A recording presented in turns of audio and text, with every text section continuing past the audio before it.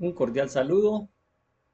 En el día de hoy vamos a tocar un tema que he titulado La gracia que sobreabunda donde abunda el pecado.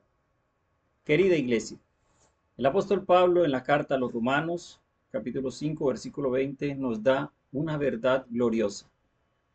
Dice la escritura, la ley se introdujo para que el pecado abundase, mas cuando el pecado abundó, sobreabundó la gracia. Este versículo es como un faro en la oscuridad. Nos recuerda que aunque el pecado es real, poderoso y obviamente destructivo, la gracia de Dios es infinitamente mayor. Y te pregunto, ¿alguna vez has sentido que tu pecado es demasiado grande? ¿Que tu pasado es demasiado oscuro o que no puedes cambiar? Hoy, a través de la Escritura, queremos aprender que la gracia de Cristo es más grande que tu pecado, más fuerte que tu culpa y más poderosa que tu pasado. Por eso, en primer lugar, vamos a hablar de que la ley revela el pecado, pero no salva. Para eso es necesario que vayamos a Romanos 3:20 en la palabra de Dios. La palabra de Dios nos enseña en Romanos 3:20 que la ley es como un espejo, como el que vemos aquí atrás. ¿Qué hace un espejo? Nos muestra la realidad, pero nunca nos va a limpiar. Asimismo es la ley. La ley en las escrituras señala el pecado, pero no lo borra. Solo Cristo puede hacerlo. Así lo dice la palabra de Dios. En Isaías 64:6 nos muestra que nuestras justicias o lo que nosotros podemos hacer son como trapo de inmundicia ante la pureza de nuestro Dios. Nadie se salva por ser una buena persona. Y por eso quiero que te fijes en este vaso. Cuando tú ves un vaso con algo oscuro, turbio o sucio, por más que lo agites, sigue estando turbio. Pero si lo pones bajo una fuente de agua limpia, poco a poco la impureza va saliendo del vaso y el agua pura expulsa la suciedad y así el vaso llega a estar totalmente lleno y totalmente limpio. Así es la gracia de Cristo, mis hermanos. Por eso, no pongas tu confianza en tu moralidad, en tu religiosidad, ni en las buenas obras que has hecho, porque solo Cristo salva, solo Cristo lo puede hacer en tu vida. Pero adicional a esto, quiero que sepas, en segundo lugar, que el pecado siempre es más grande de lo que creemos. Romanos 6:23 nos enseña que la paga del pecado es la muerte. De esa dimensión es el nivel que Dios tiene respecto al pecado. El tamaño del pecado es tan grande que merece la muerte. Así que quiero que pensemos en lo siguiente. En primero, el pecado no es un error, nunca ha sido un error leve, sino que el pecado siempre ha sido rebelión contra Dios. Primera de Juan 3:4 dice que pecar es transgredir la ley. No es un simple desliz, es rebelarse contra Dios. Cuando Eva comió del fruto en el huerto, traicionó a su creador confiando más en la serpiente que en Dios. Esto nos enseña, mis hermanos, que el creyente puede reconocer que su pecado hiere el corazón, pero tiene que entender que primero hiere el corazón de Dios. El pecado normalmente en la vida de la persona es rebelión contra Dios y el rebelde siempre minimiza el pecado y el pecado endurece su corazón. Pero también en segundo lugar, el pecado produce muerte espiritual y separación eterna. Recordemos lo que dice Romanos 6:23, que la paga del pecado es la muerte. Y también Efesios 2:1 nos recuerda que estábamos muertos en nuestros delitos y pecados cuando Cristo vino. Quiero que pienses en lo siguiente. ¿Se acuerdan de un hombre llamado Acán en el libro de Josué? Acán tenía un pecado oculto y ese pecado oculto destruyó a Israel, lo llevó a una derrota y a una muerte. En nuestra vida diaria, ¿usted alguna vez ha visto una pequeña gotera en alguna parte de su casa? Si esa gotera usted no la arregla, termina dañando el lugar donde cae la gota, termina derrumbando incluso hasta una casa. Así es el pecado oculto. Destruye familias, destruye iglesias, destruye naciones.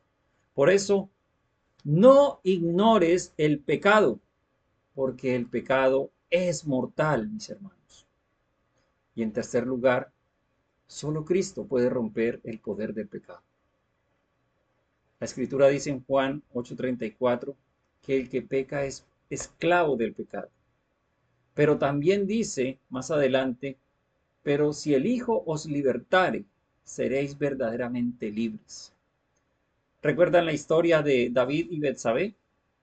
Un rey como David, ni su poder ni su sabiduría lo pudieron liberar del pecado y de sus consecuencias. Solo cuando confesó en el Salmo 51, confesó su pecado, encontró una verdadera restauración. Mi hermano, solo Cristo rompe las cadenas. Ninguna religión, ninguna filosofía, ninguna terapia puede limpiar la culpa ni vencer la raíz espiritual del pecado. Solo la sangre de Jesús. Y en tercer lugar, recordemos que la gracia sobreabunda más que el pecado. La gracia de Dios es mayor que cualquier culpa humana. La sangre de Cristo limpia de todo pecado. Quiero que pienses en el ladrón que estaba en la cruz con Jesús en Lucas 23.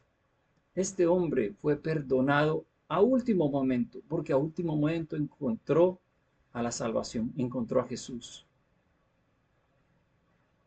¿Por qué? ¿Por qué pudo pasar estas cosas? Porque solamente Dios puede hacer en su gracia algo que ninguna culpa humana puede tapar. En nuestra vida diaria, yo creo que ustedes alguna vez han ido al mar y se han maravillado con el mar. Y el mar es inmenso y podemos pensar que es infinito, misterioso e insondable en su tamaño. Pero así como el mar cubre gran parte de la tierra, así el cielo cubre toda la tierra y todas las cosas. Mis hermanos, la gracia del Señor puede cubrir toda culpa. Mi hermano, mi hermana, si hoy estás viviendo encadenado al pasado, recuerda que Cristo pagó toda la deuda. Si tú ya te arrepentiste de tus pecados, si tú ves la dimensión de tu pecado hoy, que es tan grande, no dudes que el pago que hizo nuestro Señor Jesucristo es mayor que tu deuda. También recuerda que la gracia no solo limpia, sino que renueva y transforma. En 2 Corintios 5:17 enseña que el que está en Cristo es nueva criatura. Todas las cosas son nuevas en Cristo Jesús. Por ejemplo, Saulo de Tarso, fue transformado en un verdadero seguidor de Cristo, pasando de ser un perseguidor a ser ahora un apóstol que le llaman Pablo. La gracia nunca te va a dejar igual. La gracia del Señor no es no solamente refleja a un Dios que perdona y que te deja igual. No, Dios te perdona y adicionalmente en su gracia te transforma en un ser nuevo. Así es la gracia del Señor. Por eso también debes recordar que la gracia triunfa donde la justicia humana fracasa. Efesios 2 del 8 al 9 nos dice que somos salvos por gracia y no por obras. En la época de Jesús en Roma, la justicia dependía de los tribunales. Pero Pablo dice que la verdadera justicia viene de Cristo. Tu justicia, mi hermano, nunca alcanzará, pero la gracia de Cristo nunca fallará. Para concluir, recordemos, mis hermanos, que Romanos 5:20 resume realmente todo el Evangelio y la gracia y la misericordia del Señor. Porque Romanos 5:20 nos dice que la ley revela nuestra necesidad, que el pecado muestra nuestra condenación y la gracia ofrece nuestra redención. Así que, hermano mío, no minimice el pecado, no confíe en sus obras, viva agradecido y obediente en la gracia que transforma. Y si este mensaje lo está escuchando alguien que no ha entregado su vida a Cristo, querido amigo, no importa qué tan grande sea tu pecado, la gracia de Cristo es mayor. Hoy puede ser el día de tu salvación. Ven a Jesucristo, ve con fe y arrepentido de tus pecados. Confía en el Señor, en su obra salvífica, y serás salvo. Para terminar, quiero decirles una frase especial que tengo preparada para todos ustedes, para que no olvidemos lo que Dios quiere decirnos en nuestra vida. Donde el pecado abundó, sobreabundó la gracia. La gracia de Dios vence el pecado, restaura al hombre y glorifica a Cristo. Alabado sea el nombre del Señor. Que tengan un resto de día bendecido.